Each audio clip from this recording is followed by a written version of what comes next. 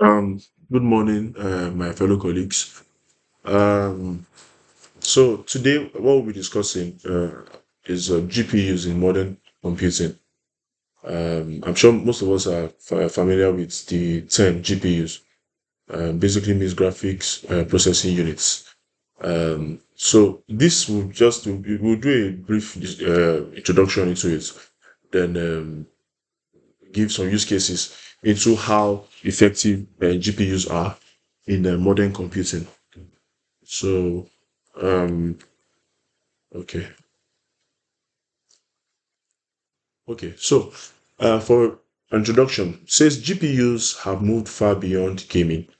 Today, the power breakthroughs in AI, data science, video rendering, and high performance computing, their parallel architecture makes them essential in handling workloads that demand speed and efficiency. So, just a brief introduction into what we are, dealing with today. We talk about how GPUs help and facilitate breakthroughs in artificial intelligence, machine learning, deep learning, data science, and the rest of that. So we'll deal with that as we go on. So yeah. So for brief GPU introduction, so just the beginnings are the ones that are going to have a lot of write-up so that we can kind of get a clear understanding. So here I wrote CPUs and GPUs have a lot in common. Both are critical computing engines and both are silicon-based microprocessors. So basically, it means that both GPUs and CPUs are made up of microprocessors. They are the components in it, and both handle data. But CPUs and GPUs have different architecture, like we're about to, learn. Now, GPUs began as application-specific integrated circuits designed for specialized purposes such as accelerated graphics and 3D rendering. As we all know, the first time we probably heard of having, so most times when we discuss, does your laptop have a high graphic processor and everything, you remember, if you throw your mind back, that it came up as a result of gamers that wanted to play probably Call of Duty at a high level. And the issue was that there was high latency with CPUs. So the latency, there's a delay. So when it came to rendering those videos, there was a lot of lags and all of that. But with the advent of GPUs, the latency reduced. So video renderings were done and 3D renderings were done at a faster rate. Now, over time, these fixed function engines became more programmable and more flexible. While graphics and hyper-realistic gaming visuals remain their principal function, GPUs have become more general-purpose parallel processors, able to execute many tasks simultaneously to handle a growing range of applications, including AI. So that last segment we'll delve into it, but we'll just watch some other videos. So what's a GPU? Like I've described before, it's a specialized electronic circuit designed to rapidly render graphics for images and videos. Its ability to perform vast numbers of calculations simultaneously, and that's the difference between a GPU and a CPU. So CPU um, actually CPU has flexibility because there are a lot of applications and things it can work on CPUs, but it performs its computation calculations in a serial manner. So when you say something serial, of course, it means one after the other. So, but GPUs do these things parallel and do it like it can, perform multiple calculations at the same time of computation. So that's what makes it more vastly used than the CPU because of its ability to scale. Okay. Also makes it crucial for artificial intelligence, machine learning, like I mentioned. So a GPU uses thousands of simpler parallel processors to execute many computations at once, making it highly efficient for complex visual and computational workloads. So just to give us a little bit of a pictorial kind of analysis and some use cases into what I've said. The next video, let's just listen to it.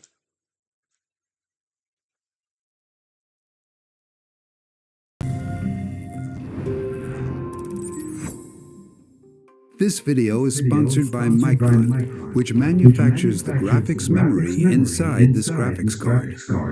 Before we dive into all the parts of the GPU, let's first understand the differences between GPUs and CPUs. Inside this graphics card, the Graphics Processing Unit, or GPU, has over 10,000 cores. However, when we look at the CPU, or Central Processing Unit, that's mounted to the motherboard, we find an integrated circuit or chip with only 24 cores. So, which one is more powerful? 10,000 is a lot more than 24, so you would think the GPU is more powerful. However, it's more complicated than that. A useful analogy is to think of a GPU as a massive cargo ship and a CPU as a jumbo jet airplane. The amount of cargo capacity is the amount of calculations and data that can be processed, and the speed of the ship or airplane is the rate at which how quickly those calculations and data are being processed. Essentially, it's a trade-off between a massive number of calculations that are executed at a slower rate versus a few calculations that can be performed at a much faster rate. Another key difference is that airplanes are a lot more flexible since they can carry passengers, packages, or containers and can take off and land at any one of tens of thousands of airports. Likewise, CPUs are flexible in that they can run a variety of programs and instructions. However, giant cargo ships carry only containers with bulk contents inside and are limited to traveling between ports. Similarly, GPUs are a lot less flexible than CPUs and can only run simple instructions like basic arithmetic. Additionally, GPUs can't run operating systems or interface with input devices or networks. This analogy isn't perfect, but it helps to. Okay, thank you. So I just got the video right there, so I won't go too far. So the point I was trying to bring out from this video is now, because after the presentation, someone might ask the question: so if GPUs are better, why not use GPUs in a system instead of a CPU? So we're trying to understand that they have their use cases, right? Even though I've mentioned that GPU performs its computations in a simultaneous manner, and CPUs perform it serially. The reason why CPUs the reason why CPUs are essential for every system is because of its flexibility. Like you made mention of the airplane and the fact that on CPUs, that's how you can run different softwares and apps there, like Photoshop and all of that. CPUs are made for smaller tasks, but are more flexible to different computations and operations. Now, GPUs are made for more grand computations. There's like video rendering will overwhelm the CPU. So GPUs are made for bigger and more complex, activities like even your data analytics and big data sets and all of that. So we'll touch on that as we move forward. Now, why GPUs matter today? So like I mentioned, massive parallelism. So that parallelism is what we spoke about. The thousands of cores, because if you remember from the video, mentioned that it has tens of thousands of cores for GPUs. CPUs have just a few. So thousands of cores allows the GPU to process tasks simultaneously. Now the speed greatly reduces the time for complex calculation. Remember, I'm laying emphasis to complex calculations because in the actual sense, if it's a smaller calculation, the CPUs are faster. When it comes to a larger kind of calculation or use case, because of the GPU's parallelism and the amount of cores that it has and its ability to handle these things simultaneously, a GPU is more suitable for that. Now, for applications everywhere, the GPU can make the activities of AI, deep learning, rendering, analysis, and so on. Deep learning is different from machine learning. How it is that AI is like the mother. The machine learning is the ability of the artificial intelligence entity to learn without little interference from human. That's what machine learning. So machine learning is a subset of AI. Now, deep learning is a subset of machine learning. I think something about it uses something neural something. So it is more complex form of machine learning where there's still like no interference from human, but it's used for neural computations and all of that. So rendering data analysis and simulations, basically. Strengths of GPU, still their continuation, high throughput. GPUs are built with thousands of smaller cores, like you mentioned, that can run many operations, allowing them to process massive workloads much faster than CPUs. They're designed for so this vector and matrix operations are operations that are mostly used. So if you're looking at the core of deep learning and machine learning, if you're going to look at what are the intrigues, what are the foundation, that's what we'll speak about vector and matrix operations. So I did an example, just something there, that A1, A2. This was like a very tedious further maths kind of equation. So it's for complex and more bigger data. That's why you made mention of deep learning and machine learning, because the reason why you can discuss with for example, the most really used one, ChatGPT, and is learning about you and everything, you know, is okay. That one is not even a good example because there's interference. But there's some levels of artificial intelligence that you really don't need. It will function like a human being. So it can be in this room now and it's learning everything as you are learning it. And based on that, 10, 20 years from now, it's still going to make analysis like it was there as a human being. Now, real-time graphics, that one is self explanatory. Real-time graphics, reports, and video rendering. The roles in accelerating AI, just to give a more distinct GPU, drastically shorten the training times for deep learning models. Like I said, because of its capabilities and the fact that it has the weight to carry a lot of computations that deep learning needs. So it shortens the time than the latency, the lag that will happen if you're using CPUs to train AI. So what I'm saying in essence is that GPU is actually used a lot in training AI models. But this is just to show that okay, this is actually the core of what is going on. There's the processor. Now it enables real-time interference for tasks like image recognition and natural language processing. Same thing because of its capability. It's essential for modern AI research and for deployment.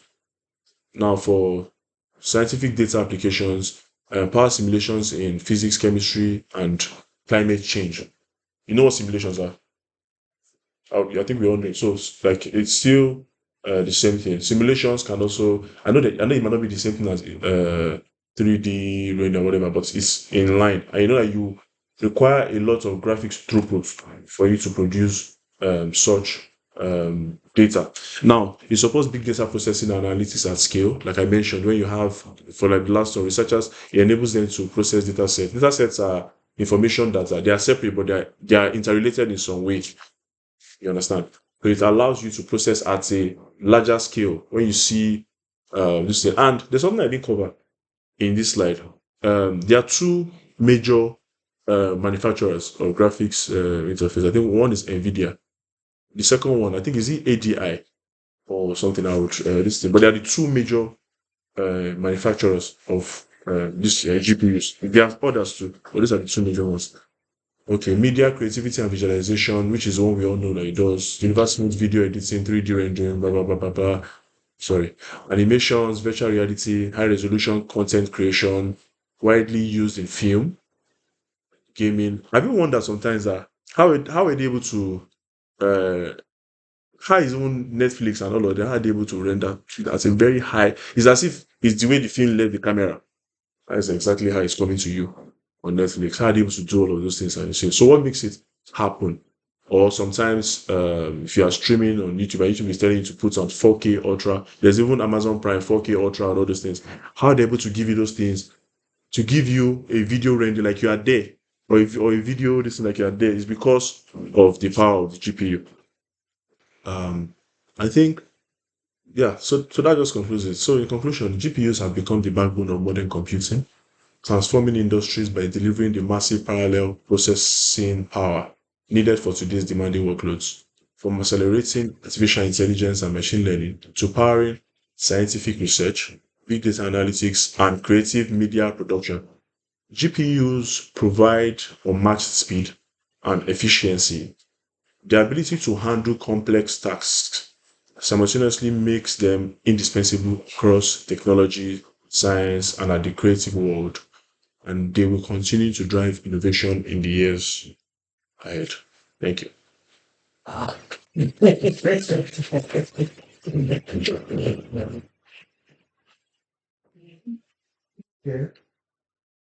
So who has question for like recording? Cheers. She asked me. You know this in the group?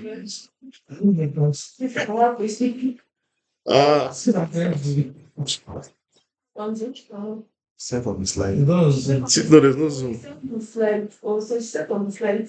Okay, let her ask. Oh, okay, but she can't hear.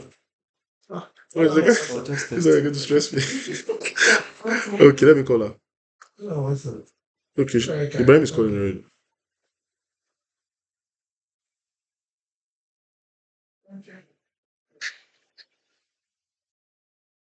Okay, I think we should call her directly. She may not pick this one. Does anybody have questions? Something to catch to what? You're calling already, man. Okay.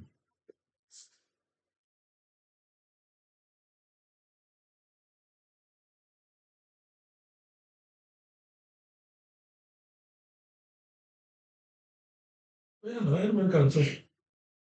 Sure, do that.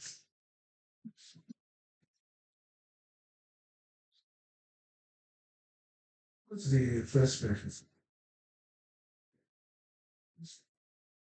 First question one. Okay. She's not picking.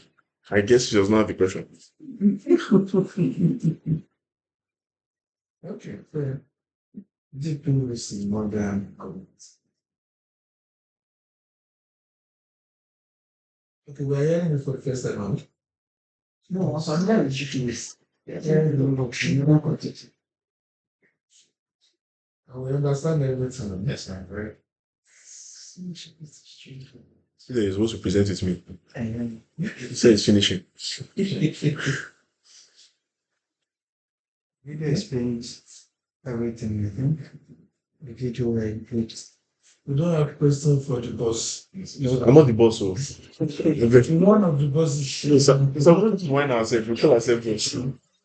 Sir, you're the boss. Sir. Those are the boss of India, you're the boss. Okay,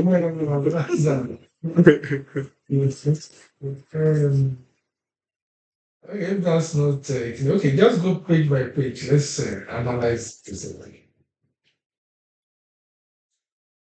So, what can we say about the presentation? Yeah, it's graphics. I mean, it's graphical. One thing, the colors. You maintain the colors and Yes, maintain the color. Yeah. Okay. Go to the next page. Now, you see the font size here, very small. Now, I said what you should be thinking when you're doing presentation is that imagine that it is somewhere in the hall, far away, and you want people at the back to see what you're actually presenting. Because the essence of presenting is that people can, as you are talking, people can read along. But once the text is so small, it will be difficult for people to reach. Yeah. Then we go back to the question. And here too, this one, at least this one is bigger. But you can see that the introduction, yeah, you have enough space for it to play with. This line, that horizontal bar, could come up a little to give this one space to expand. Then the introduction can be off. Then go further. the same font style you use for the introduction of the It's the same thing. Just reduce the font size. the font Where is bigger itself? Just yeah. Okay. Next. Okay, this is video. Yeah, video is good, but you stop it at the point, or I stopped it. you didn't put everything. No, I didn't put everything. Or I cut it because even So like it's this is this. very large. So, but I didn't want to. I wanted to just give the introductory part. Okay. it was jumping You can share the link later on so that We can look at you it. can go and look at it. All right, sir. Yeah, the video is very good. Yeah, very good. Right. Let's see. Go.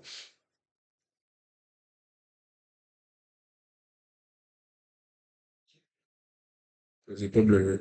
Okay. I've made everything to comments. All the show in the animation should go at the same time. Okay, it's fine. Then as the text is much here, something like you can divide it into 2 pages. So 2 will be here, then the other That will one. be on your page. Okay, Next one. next one.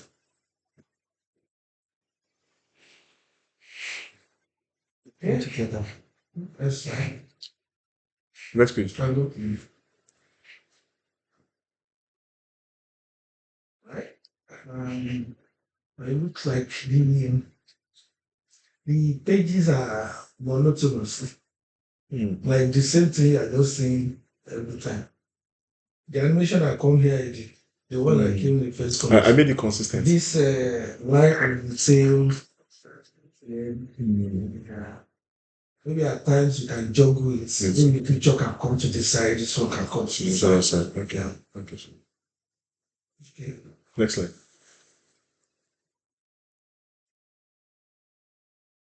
All right, next.